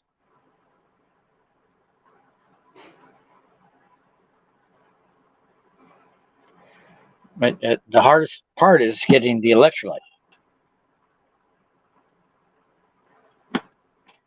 But it's much easier just to buy them.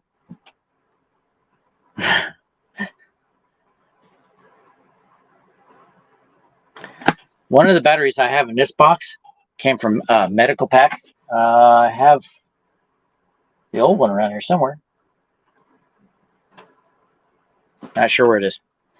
But I bought 2 of them. They were $12 each.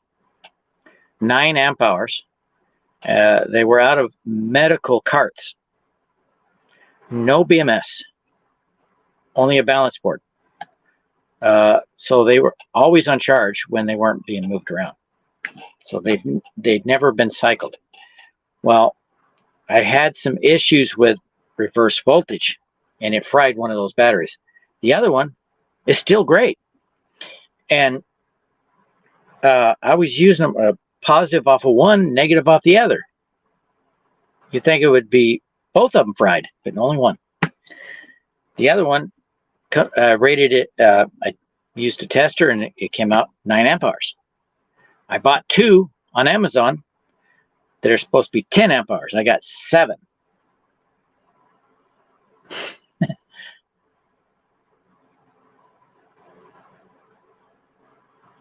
Yeah, see you later, Skull Driver.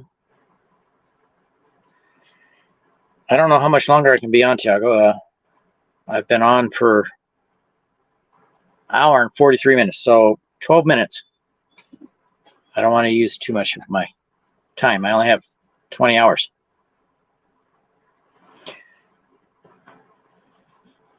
We spent most of it talking about batteries. And the fact that these switches, I mean, to operate things on the box, on this box, I don't need a negative. As long as there's a main negative for this thing, everything will work with on the switches without negatives. So I didn't need to hook up the negatives.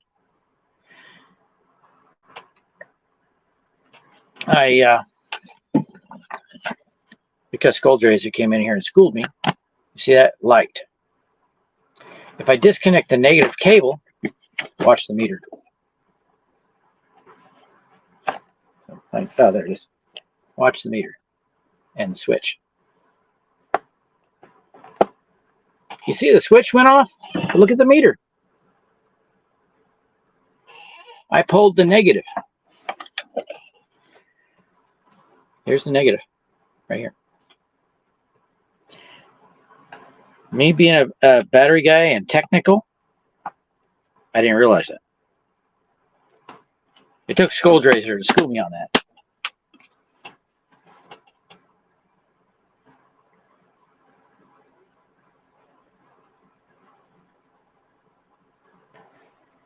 I'm trying. I have 2 channels. The the other one's on gardening, but this one is mostly on prepping stuff. I need to do a third channel, so that one on prepping, one on gardening, one on batteries. All are encompassing with prepping, but people like to separate them.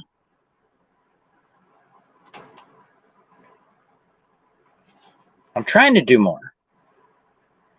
I'm not working at the moment, so I can come on during the day, middle of the day. It's now 2:30, so I'm going to have to get off. 2:38. I thought I said 2:40. Oh, I was on for an hour and 45 minutes, so I got 15 minutes. Okay, 14. It's now 2:46.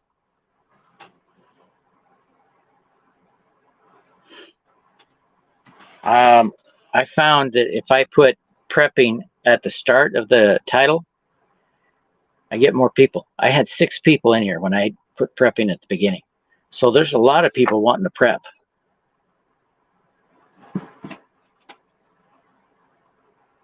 You're in Brazil, right? If I remember right.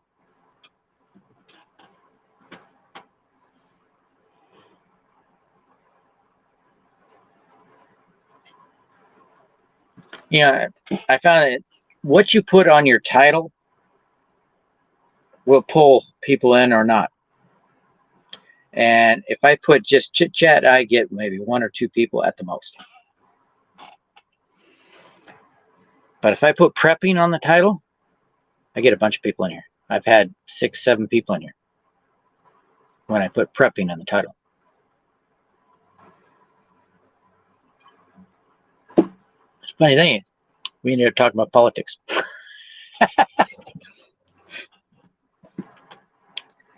Right now, it's a beautiful sunny day, and I'm getting a lot of power from my solar panels, and it's charging up the solar generator in the house, and that's powering the shed. Check this out. I have power coming to a power strip in here from the house, and I'm charging everything in here from that. Settings. I'm going to turn the camera around and show you. It's full. It's telling me my battery is full.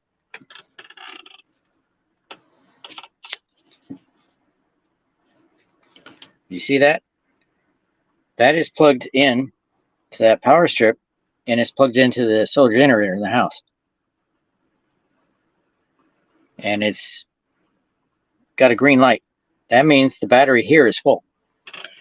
I'm getting also from inside the shed, I have a solar panel, and it's 112 volt panel. It's a 9BB panel, which is a much higher efficiency.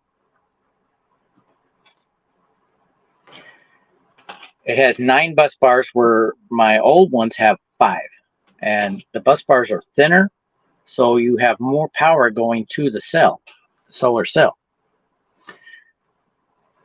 And so more power is coming in. The one that's powering the shed, this, I'm using to charge the Powerwall, is a 9BB, but it's only 12 volts. So it's not putting a whole lot of power in here. So I'm using that outlet to get power from the Powerwall and the solar generator. I'm going to check the meter and see what it's doing. In fact, I can show you the meter.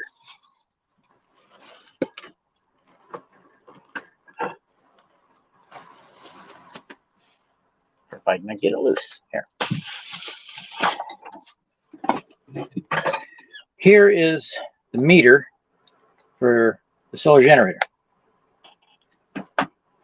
You see that? Now it says 33 watts coming out. There's no power going in, but look at the charge level, 93%. It's full. If I turn this switch off down here, watch that. Meter go to 0. Right now it's running a cooler. I got, well, yeah, I'm gonna show you with this. But oh, it came unplugged. Whoa, went to 130 watts. Okay, I'm running a cooler that holds 6 cans, and I'm running a fan up here on the ceiling because it's a hot day, so I'm trying to keep airflow in the shed. But I'm not running anything. Well, actually, I'm running a gang charger.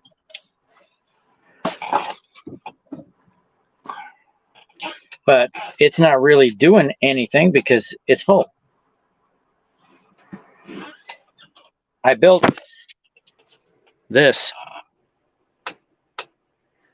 See, battery level, it's getting low.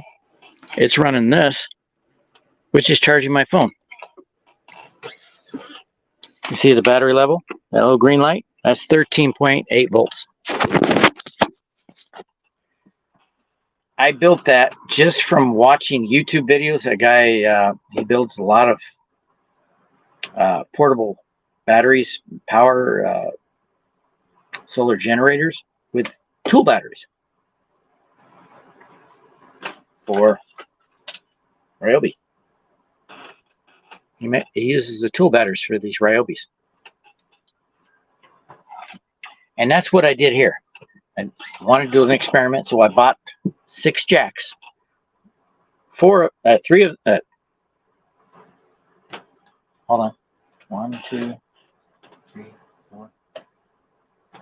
2 of them from actually, no, it is 3. 4 of them. No, I got 4 from Amazon and 2 I got from Temu. About the same price.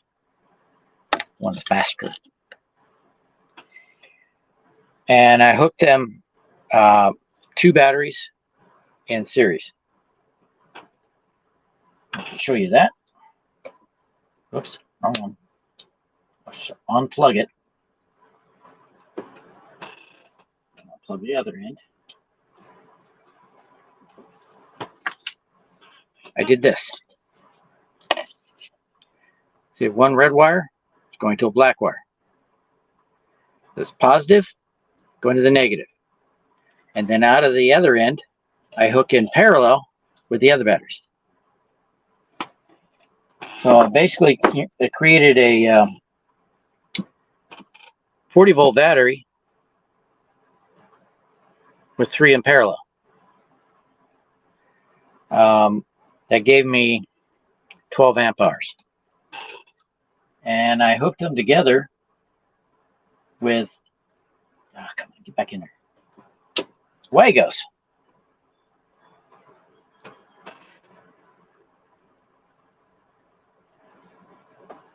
I'll try to put it back in.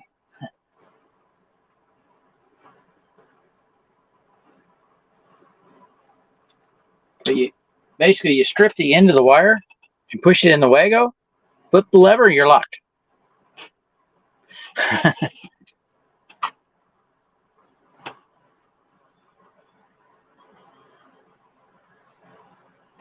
Really? Yeah, I should look into that, but where do I look?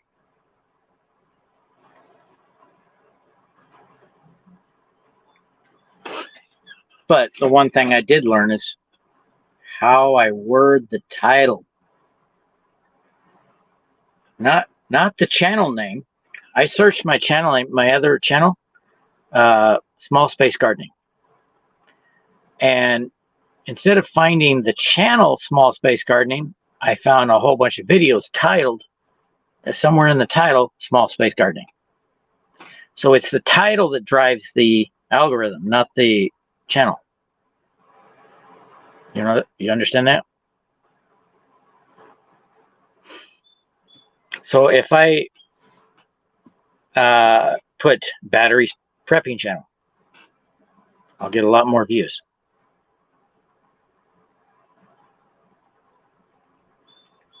There's a hell of a lot more people out there looking for prepping ideas than gardening. even though gardening is something you need to know how to do for prepping. Now, you see that light? That tells me there's power going to this, and it's coming off of this thing. Ethernet. That's all. Much. And it tells me this is the exact screen I have on the generator. Right now it tells me, this side, tells me it's not charging. There's no power coming in, even though the panels are in full sun. If I take and plug the fan into that power strip, I'll have a lot more power. Watch. I have this thing. Coffee warmer. Watch what happens to that lower meter. Look at that jump.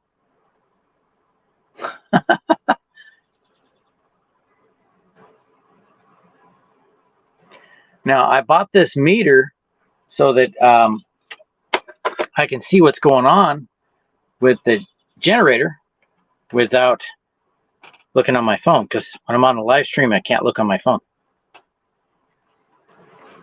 But it's getting power from this.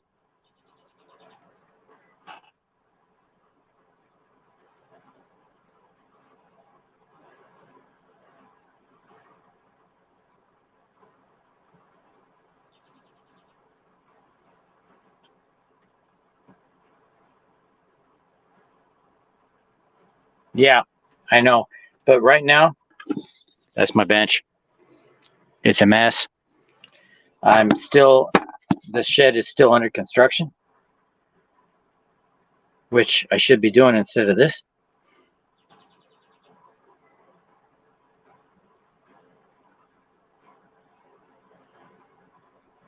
Not one facing up. I don't understand. I have two exchange student sisters from Brazil and one brother, exchange student brother. The first one, she married a Swiss man, so she's back and forth, Switzerland and Brazil. The exchange student brother, he does a lot of travel. He's got a YouTube channel on travel.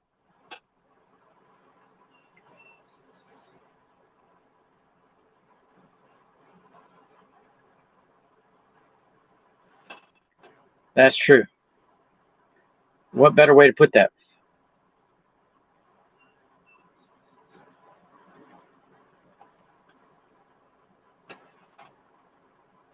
I don't have a spot to make it eye level. Everything here is under construction.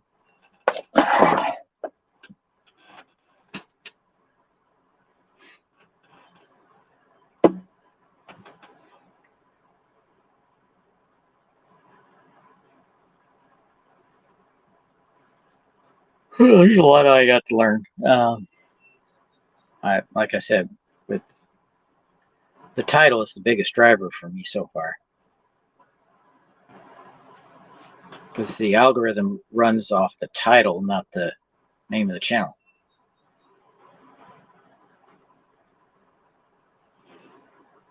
All I can hope is put prepping in the title like I did with this one, and get people to come in and get them interested in what I'm talking about, because it's not just on food prepping.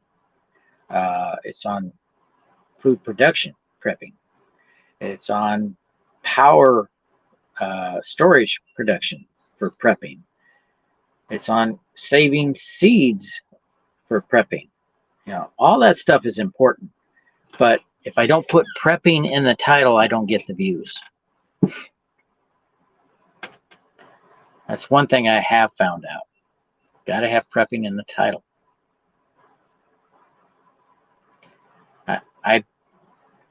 I suspect that's how you found my channel, because first time I saw you, I had a prepping video. I do believe. I think you found my channel by the prepping in the title. Did I not?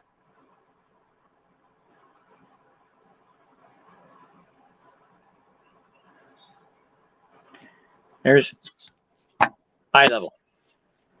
Is that better? Problem is I have to hold it. I don't have any, well, that's good. There. That's eye level. But the phone, if I touch the wire, it's going to fall. See? That was one of the times I put prepping in the title and you showed up. Other people showed up. I even had a troll show up. And the troll wanted to come up on the screen. I'm like, okay, everything's good. And then he showed something inappropriate. I don't know if you were here at the time, but that's the only time that's happened.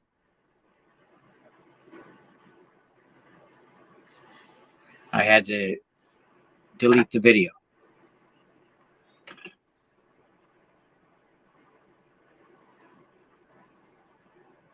Yeah.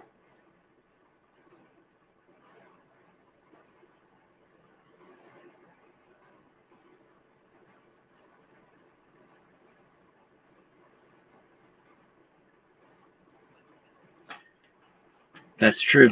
You know, he's had a lot more experience at it than I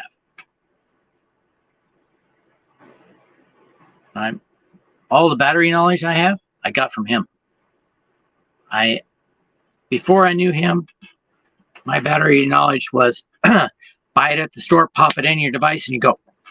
That was my knowledge when I joined his channel. And in 6 months, I learned enough to start building batteries.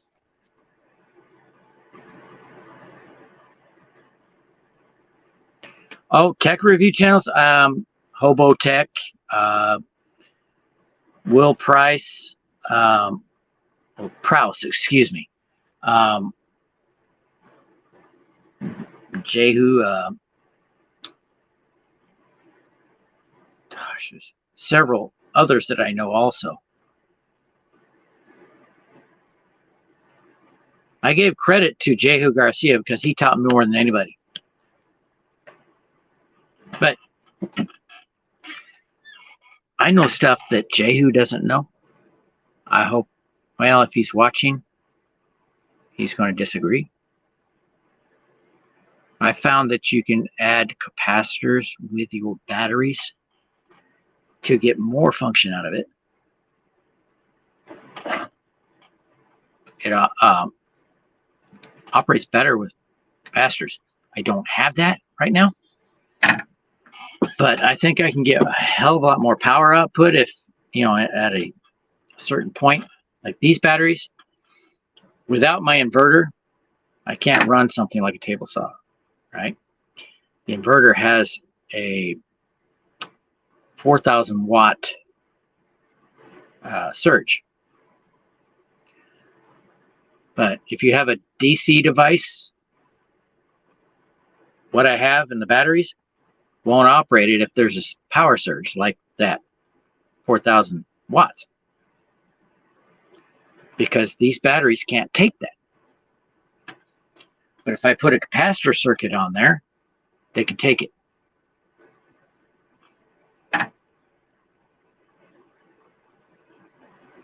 Yeah, he does do that. He's got a lot of cameras. I have this one camera. I got to figure out how to add my GoPro into it. I have two, but I don't know how to use them for this.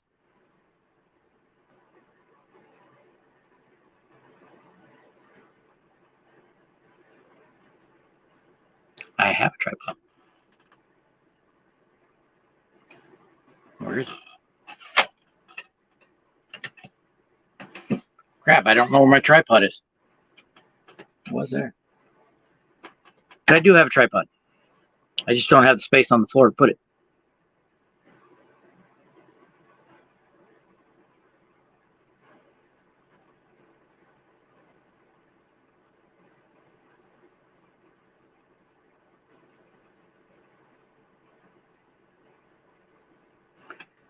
Yes, that is true. But I don't know where my tripod is, and I don't have a spot to put it. That's the main problem. Right now, I'm trying to make space for wife has some stuff she wants to come out here, and to make space for that stuff, I had to put it in the center of the floor.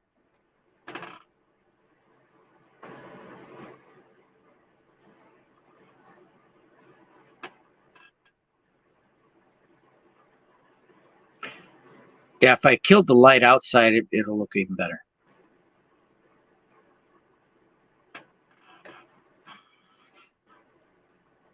I know people like to be eye level when they talk to you. That's why if somebody's sitting at a desk, you don't walk up and stand to talk to them. Even in the military, you go see the sergeant major, and he's sitting at his desk. Him sitting and me standing, he's at a disadvantage. So he eventually stands up.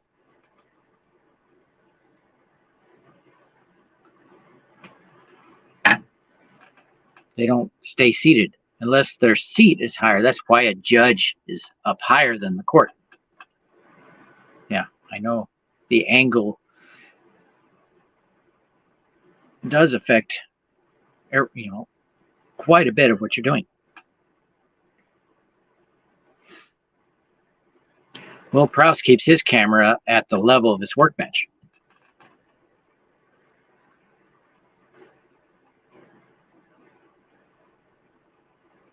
Yeah. Well, Tiago, I really have to go get busy, so I'm going to have to end the video. You and Skulldrazer taught me some stuff today, so I appreciate that. And I asked people to post on the video what they think, what could be improved, stuff I could try out. All right. So, so far nobody's taken that and left comments. I used to get comments early on, but nobody leaves comments anymore. So I don't have ideas coming in other than what I do in research. So I want ideas, stuff that I could experiment with. But my workbench is getting better. Right now I can move stuff real quick, take the batteries out of the sockets here and put them up on the wall or charge them up. And then my workbench will be a lot clearer and I can work. I have a power supply. I want to build a bench power supply. I bought a breakout board from Wish and it works pretty good. And I took the negative 12 volt and the positive 12 volt and made a 24 volt variable power supply. And that's from a computer power supply. So that's another thing I want to do a video on. But anyway, I'll see you. I'll try to do more videos this week. This is Monday, so I think probably Tuesday or Wednesday, if I get the time, I'll come out here and do another video. Hope to see you there, and tell others that might be interested. So I'll see you later. Have a good day. I don't know in Portuguese how to say it, but hasta la vista. Have a good day.